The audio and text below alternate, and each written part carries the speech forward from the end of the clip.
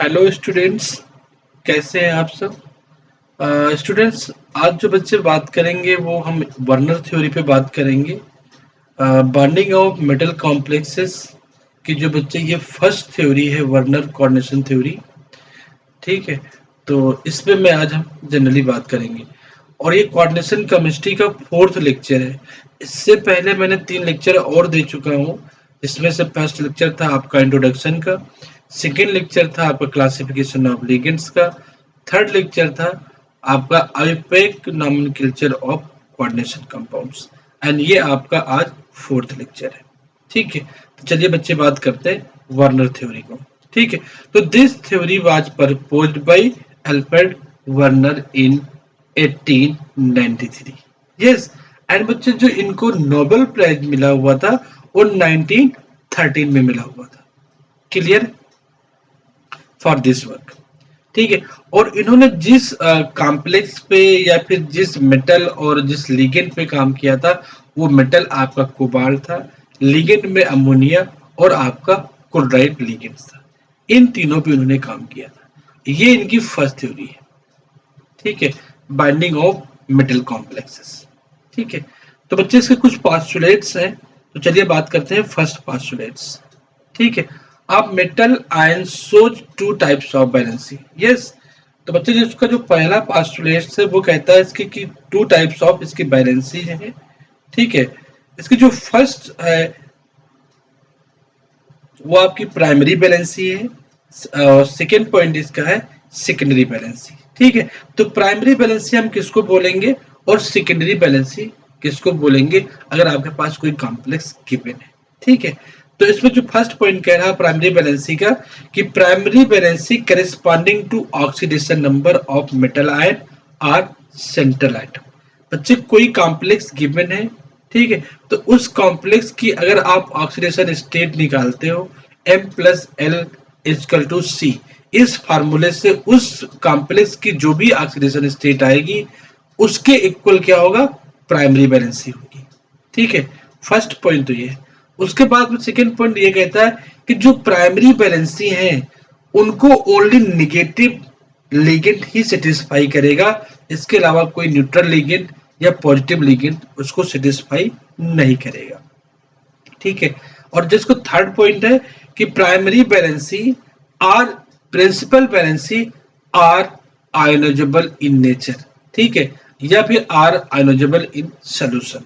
ठीक है, तो बच्चे जो आपकी प्राइमरी बैलेंसी होंगी, ठीक है, is equal to oxidation state of metal, ये क्या है, they are ionisable in nature है। आयोनाइज हो जाएंगे कब, व्हेन डिसॉल्व इन कोई आपका इक्वल सॉल्यूशन होगा उसमें हम डिसॉल्व करोगे तो वो आयोनाइजेबल हो जाएंगे। ठीक है, उसके बाद इसका फोर्थ पॉइंट है these are non directional in nature. बच्चे नॉन डायरेक्शनल नेचर का मतलब है वो कहीं भी लग सकती है, उसकी कोई पर्टिकुलर डायरेक्शन फिक्स नहीं कि यहीं पर लगनी है, कहीं भी लग सकती है। ठीक है, इसके बाद इसका फिफ्थ पॉइंट है do not decide the geometry of complex. जो प्राइमरी बैलेंसी है वो कॉम्प्लेक्स की ज्योमेट्री डिसाइड करने में हेल्प नहीं करेंगी। जैसे आप कहते नहीं हो कि ये कॉम्प्लेक्स आपका स्क्वायर प्लेनर है, ये कॉम्प्लेक्स आपका टेट्राहेड्रल है, ये कॉम्प्लेक्स आपका ऑक्टाहेड्रल हो सकता है, तो उसमें कोई उसका पार्टिसिपेशन नहीं रहेगा प्राइमरी बैलेंसेस का।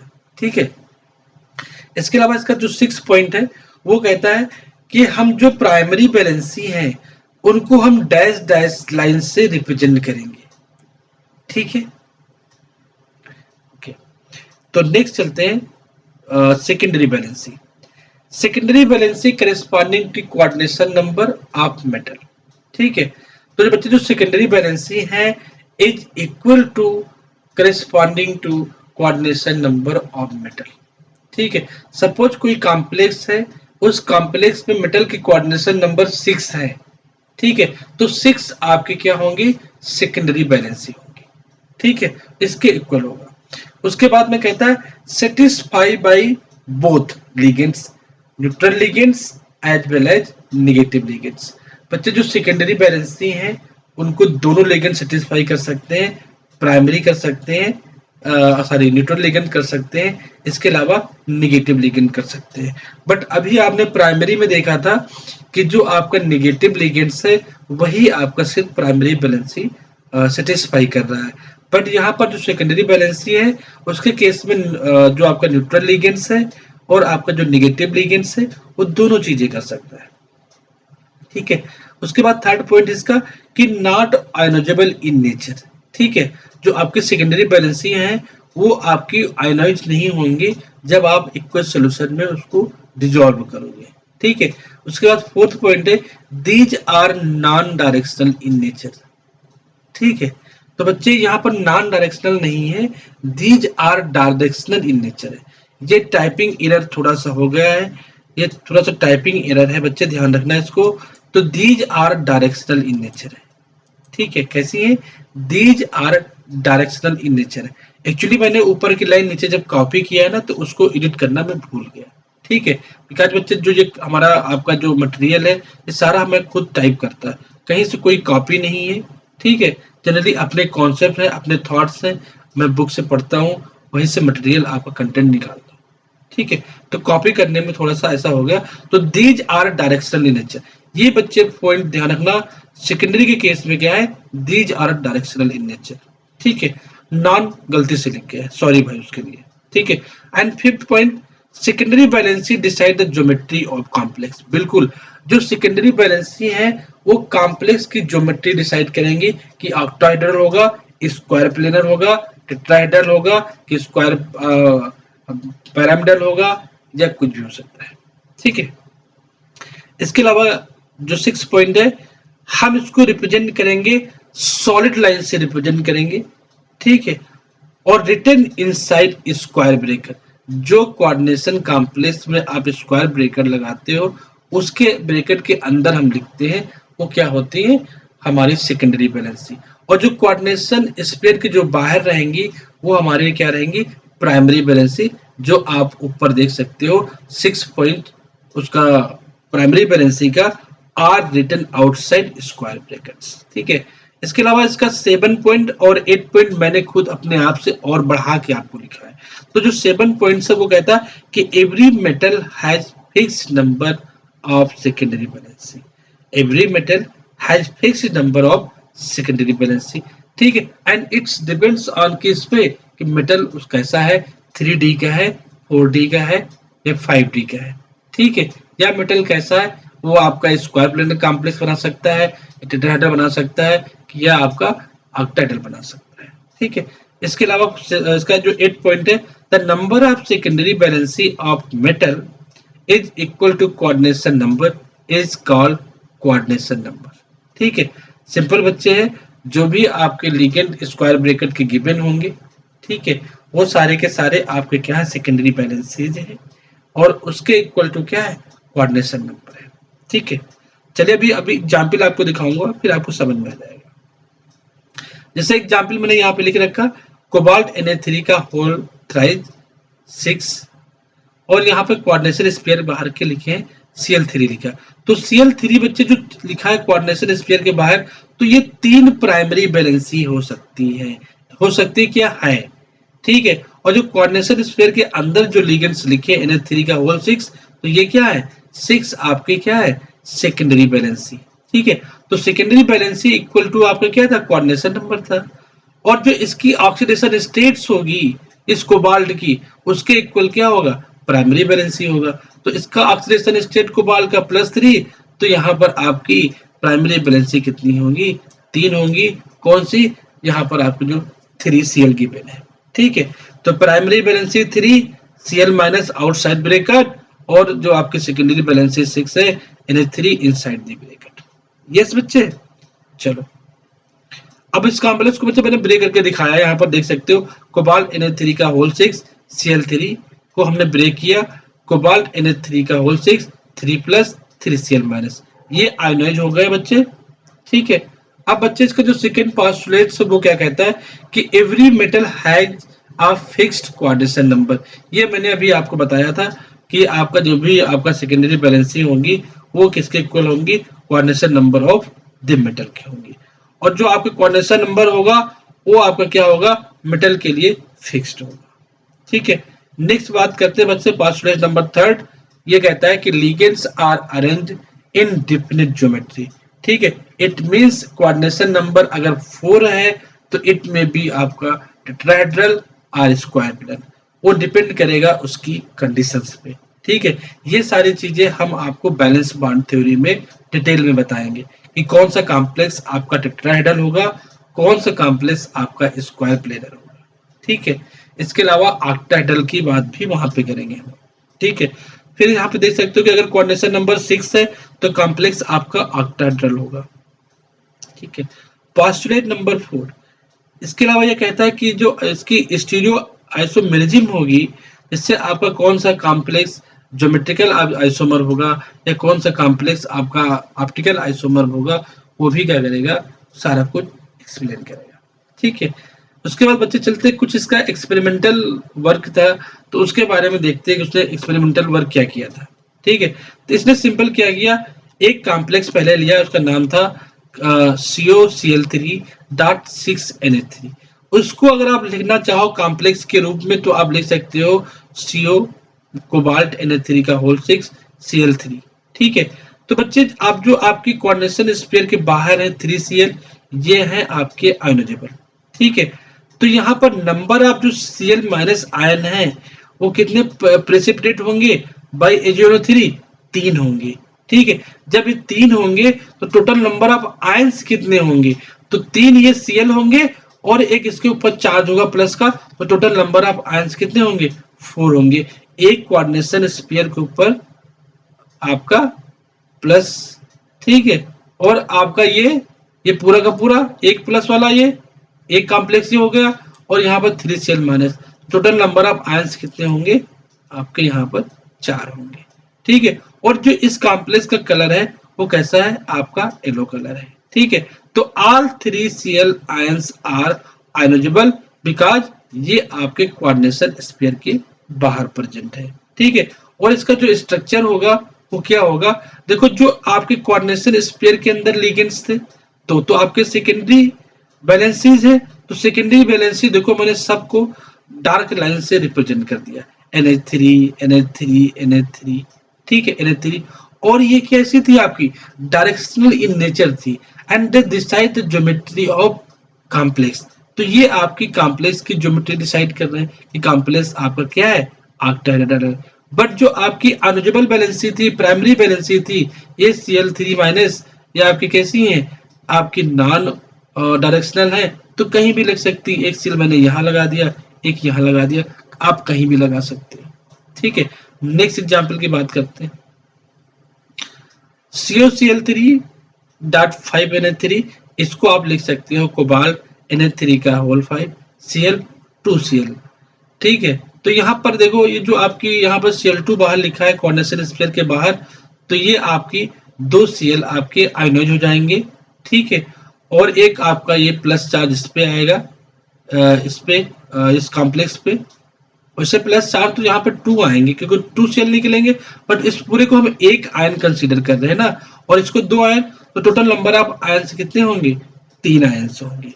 और जो इसका स्ट्रक्चर होगा ये क्या होगा, इस टाइप का होगा, Cl यहाँ से लग गया और यहाँ पर एक Cl लग गया, एक Cl यहाँ पे लग गया, NH3 NH3 NH3 NH3। अब बच्चे एक चीज यहाँ पर आपको देखने वाली बात ये है कि मैंने आपको एक पॉइंट बोला था सेकेंडरी बैलेंसी में, कि हमने कहा था कि secondary valency are satisfied by both neutral ligands as well as negative ligands.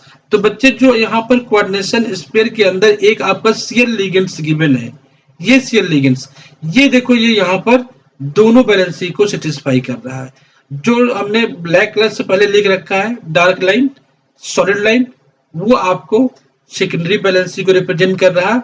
इसके साथ जो हमने रेड कलर का रिप्रेजेंट कर रखा है इसी में, ये आपका प्राइमरी बैलेंसी सेटिस्फाई कर रहा है। तो नेगेटिव लिगेंड्स जो आपका यहाँ पर है ये दोनों चीज को कर रहा है, प्राइमरी बैलेंसी को सेटिस्फाई कर रहा है और आपका सेकेंडरी बैलेंसी को भी सेटिस्फाई कर रहा है। ठीक है, नेक्स्ट चलते हैं। अच्छा ये चीज आपने देख लिया, टोटल नंबर ऑफ आयंस 3 होंगे, और जो यहाँ पर क्या होंगे, नंबर ऑफ Cl कितने आयनाइज हो रहे हैं, 2 हो रहे हैं। ठीक है, इसके अलावा नेक्स्ट एग्जाम्पल है COCl3.4NH3 और इसको हम लिख सकते हैं कोबाल्ट NH3 का होल 4 Cl2Cl। ठीक है, तो इसमें आपका क्या होगा, टोटल नंबर ऑफ आयंस 2 होंगे, एक सेल ब्रेक करेगा, एक आपका ये कोऑर्डिनेशन स्फीयर वाला, तो टोटल आयंस कितने होंगे, 2 होंगे, बट एक Cl बाहर है तो एक आयनाइज हो रहा है। ठीक है Cl, और इसका स्ट्रक्चर ये होगा, एक Cl मैंने यहाँ लगा दिया, एक Cl यहाँ लगा दिया, एक Cl मैंने यहाँ लगा दिया, तो ये तो प्राइमरी वैलेंसी वाला Cl हो गया। बट जो ये लगे हुए हैं कोऑर्डिनेशन स्फीयर के अंदर, ये दोनों क्या कर रहे हैं, दोनों बैलेंसी को सेटिस्फाई कर रहे हैं, primary valency as well as secondary valency को सेटिस्फाई कर रहे हैं, बिकॉज ये दो Cl आपके कोऑर्डिनेशन स्फीयर के अंदर है। और एक चीज बच्चे और है, आप एनसीईआरटी के बुक में देखोगे तो ये जो कॉम्प्लेक्स है इसको 2 फॉर्म्स में उन्होंने रिप्रेजेंट कर रखा है, दोनों के कलर अलग अलग लिख रखे हैं, बट उन्होंने कोई ये आपका जस्टिफिकेशन नहीं दिया कि वो आपका ग्रीन कौन सा होगा और आपका जो ग्रीन कौन सा होगा, इसके अलावा जैसे इसका दूसरा फॉर्म होगा वो कौन सा कलर का होगा। ठीक है, तो बच्चे ये जो आपका ग्रीन होगा वो ट्रांसफॉर्म होगा। ट्रांसफॉर्म का मतलब क्या होगा बच्चे, आपके लिगेंड 180 डिग्री के पे अरेंज होंगे। ठीक है, इसके अलावा जो इसका सिस फॉर्म है वो वायलेट कलर का है। ठीक है, तो सिस फॉर्म मैंने यहाँ पर 2 Cl साथ साथ लगा दिया है 90 डिग्री पे, नहीं 90 डिग्री पे बोल सकते हो, ये 90 डिग्री से कम है, ये 90 डिग्री नहीं है। ठीक है, उससे कम है बच्चे। ठीक है,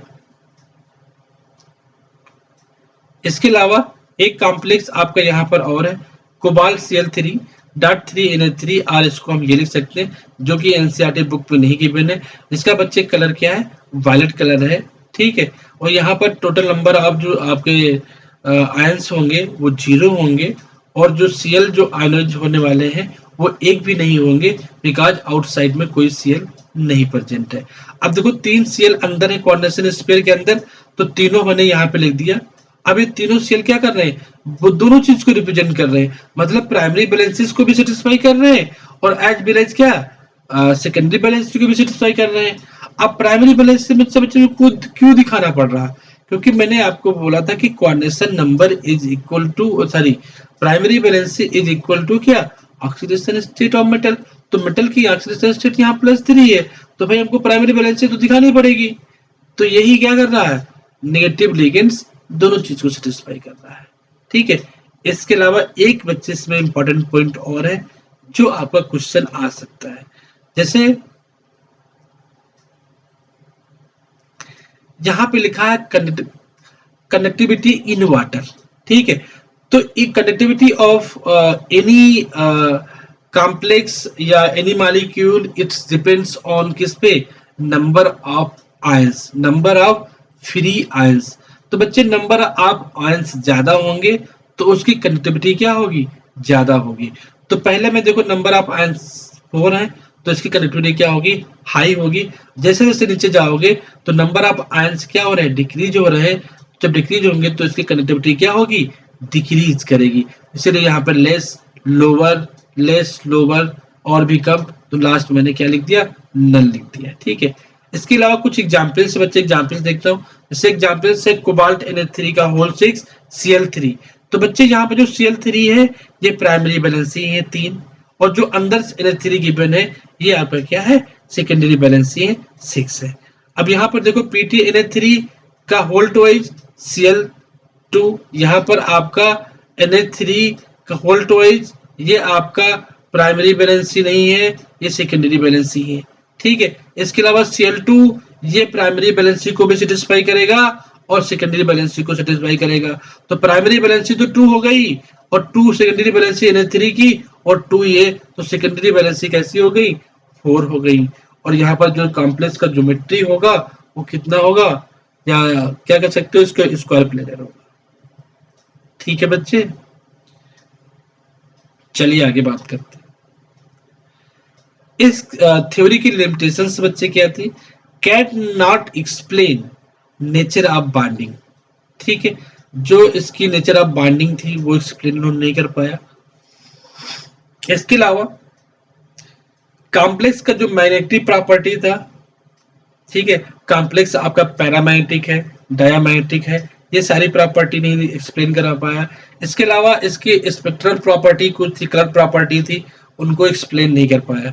ठीक है, तो उसको क्या किया, उसके बाद में कुछ थ्योरी आई जो इन चीजों को एक्सप्लेन करी, जैसे आपका बीबीटी हो गई, बैलेंस बॉन्ड थ्योरी, और CFT crystal field theory, LFT आपका लिगेंड फील्ड थ्योरी। ठीक है, इसके अलावा एक और थ्योरी इसके बाद में आई है, molecular orbital theory for metal complexes के लिए। ठीक है, तो ये कुछ थ्योरी है एडवांस थ्योरी, वो हम धीरे धीरे आगे पढ़ेंगे। तो इसके बाद नेक्स्ट थ्योरी जो हमारी होगी वो बैलेंस बॉन्ड थ्योरी ही होगी। ठीक है, नेक्स्ट बच्चे देखते हैं, कुछ हमारे क्वेश्चन आंसर है जो आप शॉर्ट आंसर क्वेश्चन कर सकते हो। जैसे आपका है कि why what is the difference between primary and secondary valence. तो प्राइमरी बैलेंस क्या है, are ionisable nature, it's equal to क्या, ऑक्सीजन स्टेट्स, और इसके अलावा और भी आप पॉइंट बोल सकते हो। ठीक है, जैसे कि आपका they do not decide the geometry of molecules. ठीक है, इसके अलावा secondary valency, coordination number equal to क्या होगा, आपका सेकेंडरी बैलेंसी होगा, नॉन आयनोजेबल होगा।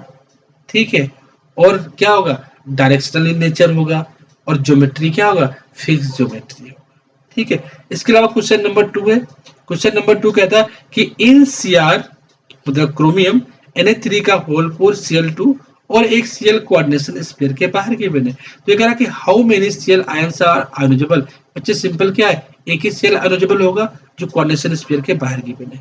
ठीक है, नेक्स्ट क्वेश्चन कह रहा कि name the geometry of cobalt Na3 का होल 6 प्लस 3 चार्ज। ठीक है, तो इसका क्या होगा, नेम द ज्योमेट्री ऑफ इस कॉम्प्लेक्स की। तो यहाँ पर कोऑर्डिनेशन नंबर 6 है, 6 लिगेंड्स है, तो क्या होगा, 6 का मतलब क्या था, ऑक्टाहेड्रल, 4 का मतलब क्या था, स्क्वायर प्लेनर, आर टेट्राहेड्रल। वो डिपेंड्स करेगा उसके साथ मेटल कौन सा है। ठीक है, या फिर उसके केस में हम आपको बताऊंगा वो sp2 डिहाइब्राइड है या फिर sp2 dsp2 है। ठीक है, वो सारा हम आपको बैलेंस बॉन्ड थ्योरी बताएंगे धीरे धीरे। ठीक है, next question number 4, who propose the coordination theory and when. अब अल्फ्रेड वार्नर ने किया था, कब किया था, 1893। बच्चे ध्यान रखना 1913 में उन्हें नोबेल प्राइज मिला था, और 1893 में क्या हुआ था, उन्होंने इस थ्योरी को प्रपोज किया था। इसके अलावा why does cobalt Na36 Cl3 gives precipitate with excess NO3 because they have क्या है, आपके 3Cl माइनस आयंस क्या है, आउटसाइड फ्रॉम कहा, coordination sphere, and they are क्या, आयोनाइज। क्लियर है बच्चे। उसके बाद कुछ और एग्जांपल्स हैं, या आपके कुछ प्रैक्टिस के लिए बच्चे मैं कुछ एक्सरसाइज देता हूं, करके देखना। जैसे identify primary and secondary balance easily कर सकते हो। इसका क्वेश्चन नंबर 2 है, ड्रा ज्योमेट्रिकल आइसोमर फॉर, इसके लिए तो बच्चे ये आपका पीटी Na3 का होल ट्वाइस Cl2 है, इसके दो ही आइसोमर बनेंगे ज्योमेट्रिकल में, एक सिस और ट्रांस, आप बना लेना। इसके अलावा question number 3, predict number of ionisable anions in, इसमें इसके केस में 0 होगा, आप देख सकते हो, बिकॉज कोऑर्डिनेशन स्फीयर के बाहर में कोई आपका नेगेटिव लिगेंड्स नहीं गिवन है। ठीक है, इसके अलावा बच्चे कुछ हमारे एमसीक्यू क्वेश्चंस हैं, उनको चलिए देख लेते हैं जल्दी जल्दी। जैसे क्वेश्चन नंबर फर्स्ट है, according to Werner theory secondary valency corresponding to किसके, बोलो बच्चे, सेकेंडरी बैलेंसी किसके करेस्पॉन्डिंग होंगी, coordination number of metal. Yes, इसका करेक्ट आंसर क्या होगा, बी। अब क्वेश्चन नंबर 2 देखो, क्वेश्चन नंबर 2 क्या कह रहा, इन कोबाल्ट Na3 का whole 5 Cl2 the number of क्या, the number of unionisable chloride ions are या इज कितने, कोऑर्डिनेशन स्फीयर के बाहर Cl2 कितने, 2, तो 2 होगा। आंसर क्या, C. Question number 3, Werner receive the Nobel prize in chemistry 1913, yes, answer B correct. उसका question number 4, which of the following complexes will give a white precipitate with AgO3 corresponding to 3 mole of AgCl per mole of complex। तो इससे क्या होगा, first option होगा। ठीक है, उसके अलावा question number 5, the primary valency in Warner theory is satisfied bye कौन, ओनली नेगेटिव आयन। ठीक है, या निगेटिव लिगेंड कह सकते हो। Question number 6, which of the following statements is false according to Werner theory? Primary valency is unusable, बिल्कुल सही बात। Secondary valency is non unusable, ये बिल्कुल सही बात। Primary valency decide the geometry of complex, बिल्कुल गलत बात है। आंसर नंबर सी होगा इसका, ठीक है, बिल्कुल सही बात, आंसर नंबर सी होगा। क्वेश्चन नंबर 7, इन प्लेटिनम Na3 का whole four Cl2 the coordination number and oxidation state of Ptr। बच्चे कोऑर्डिनेशन नंबर क्या, जो कोऑर्डिनेशन स्फीयर के अंदर जो लिगेंड होंगे वही उसकी कोऑर्डिनेशन नंबर्स होते हैं। तो यहाँ पर कोऑर्डिनेशन नंबर कितने होगा, 4 होगा। और ऑक्सीडेशन स्टेट कितनी होगी भाई, Na3 आपका न्यूट्रल लिगेंड्स है, तो ये Cl2 है, जब इसको ब्रेक करोगे तो इसके ऊपर 2 प्लस चार्ज जाएगा, 2 Cl माइनस जाएगा, तो क्या आएगा इसका ऑक्सीडेशन स्टेट +2, ठीक है। तो आप कहीं देख सकते हो कोऑर्डिनेशन, जो इसका कोऑर्डिनेशन नंबर होगा वो 4 होगा, ऑक्सीडेशन स्टेट +2 होगी। आई थिंक पहला ऑप्शन मैच कर रहा, तो आंसर करेक्ट आंसर ए, ठीक है। क्वेश्चन नंबर 8 क्या कह रहा, which complex will have no unionisable anions? कौन सा कॉम्प्लेक्स है जिसमें नहीं है, लास्ट वाले आप ऑप्शन में देख सकते हो, इसमें कोई Cl या फिर कोई आयंस आपका कोऑर्डिनेशन स्फीयर के बाहर नहीं गिवन है, ठीक है। उसके अलावा question number 9, the secondary valency in Werner theory represents, ठीक है, क्या रिप्रेजेंट कर रही है secondary valency, coordination number of metals, ठीक है, B answer. Question number 10, in chromium H2 होगा whole four Cl2Cl the number of unusable chlorides ion is, कितने हैं, 1 है, आंसर बी, ठीक है। इसके अलावा question number 11, which of the following complexes will have highest electrical conductivity in aqueous solution? जिसके case में बच्चे नंबर ऑफ आयंस ज्यादा होंगे, तो नंबर ऑफ आयंस किसके केस में ज्यादा होंगे, जिसके केस में क्या होगा, कोऑर्डिनेशन स्फीयर के बाहर नेगेटिव लिगेंड्स गिवन होंगे ज्यादा। तो पहले के केस में गिवन है 3, तो इसके केस में क्या होंगे, इसको ब्रेक करोगे तो यहाँ पर एक आयन ये हो जाएगा कोऑर्डिनेशन स्फीयर वाला और 3 Cl माइनस आयन, तो टोटल आयन कितने होंगे, 4, तो पहला ऑप्शन होगा करेक्ट आंसर, ठीक है। उसके बाद क्वेश्चन नंबर 12 है, the oxidation state of cobalt in cobalt Na3 का whole 5 Cl and Cl2। Oxidation state बच्चे एक Cl माइनस यहाँ पर है और इसको ब्रेक करोगे तो 2 प्लस चार्ज इसके ऊपर आएंगे, तो +3 आएगी इसकी ऑक्सीडेशन स्टेट। अगर आपको निकालना है तो M प्लस L=C इस फार्मूले से निकाल सकते हो। ये फार्मूला हम आपको इसके पहले वाले लेक्चर में आपको बता रखे हैं कैसे इसको यूज करना है। M स्टैंड फॉर आपका मेटल है जिसकी आपको ऑक्सीडेशन स्टेट निकालनी है, L स्टैंड फॉर आपका लिगेंड है, C का मतलब है आपका चार्ज ऑन कोऑर्डिनेशन स्फीयर, ठीक है। तो इस फार्मूले से आप निकाल सकते हो, ठीक है। इसका क्वेश्चन नंबर 13 है, which scientist work form the basis of modern coordination chemistry? तो बच्चे इसमें कौन सा होगा, वर्नर होगा, अल्फ्रेड वर्नर होगा इन 1893, ठीक है। Question number 14, in Werner theory primary valency is satisfied by ligands, नहीं, satisfied by anion only. I think ये बिल्कुल करेक्ट आंसर है क्योंकि नेगेटिव लिगेंड सेटिस्फाई करेगा, तो correct answer B. Question number 15, the coordination number of platinum in platinum Na3 का whole twice Cl4 और 2 minus. बिल्कुल यहाँ पर कोऑर्डिनेशन नंबर कितना होगा, जो कोऑर्डिनेशन स्फीयर के अंदर जितने लिगेंड होंगे उसका क्या है, कोऑर्डिनेशन नंबर है। तो यहाँ पर देख सकते हो 2 आपके Na3 एमीन है और 4 Cl है, तो कोऑर्डिनेशन नंबर कितना होगा, 6 होगा किसका, प्लेटिनम का, ठीक है। Answer correct answer C. Question number 16, which statement is not correct for Werner theory, ठीक है। प्राइमरी वैलेंसी आर अनयूजेबल, बिल्कुल सही बात है। सेकेंडरी वैलेंसी डिसाइड ज्योमेट्री, बिल्कुल सही बात। C, secondary valency are always equal to oxidation number, secondary valency are always equal to oxidation number, ये बिल्कुल गलत बात है। बिकॉज बच्चे ये प्राइमरी वैलेंसी का पॉइंट है, primary valency are equal to oxidation number, secondary valencies are equal to coordination number, ठीक है। तो ये पॉइंट बिल्कुल गलत है, ठीक है। तो सी आंसर इसका होगा। बच्चे देखो कुछ क्वेश्चन ऐसे हैं जो बार बार रिपीट हुए हैं आपके, चाहे इसका नेट का एग्जाम हो, चाहे गेट का हो, चाहे आपका नीट का हो, चाहे आईआईटी जेईई का एग्जाम हो, चाहे आपका एम्स को हो, इन सब एग्जामों में क्वेश्चन ये रिपीट हुए हैं। ठीक है, इसके अलावा क्वेश्चन नंबर 17 है, इन PtNA3 का whole two Cl2 the primary valency is 0 है क्या ये आंसर?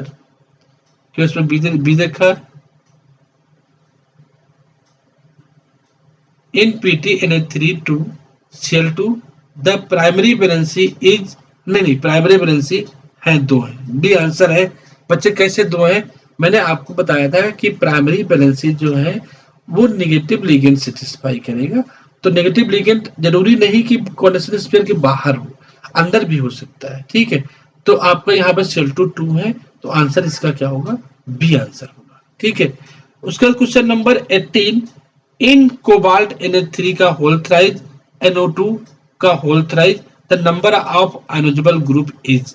कोई बच्चे बाहर कोऑर्डिनेशन स्फीयर के नहीं है, तो ये 0 है, तो आंसर 0 होगा, answer A.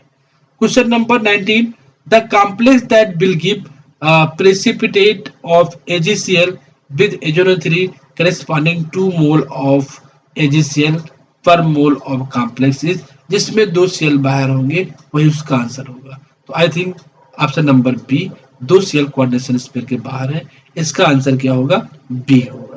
Question number 20, the coordination number of cobalt in cobalt H2O का होल थ्राइज, Na3 का होल ट्वाइज और Cl, बिल्कुल यहाँ पर आंसर क्या होगा? 6 होगा, क्योंकि 3 H2O है और 2 Na3 है, 1 Cl है और कोऑर्डिनेशन स्फीयर के अंदर है।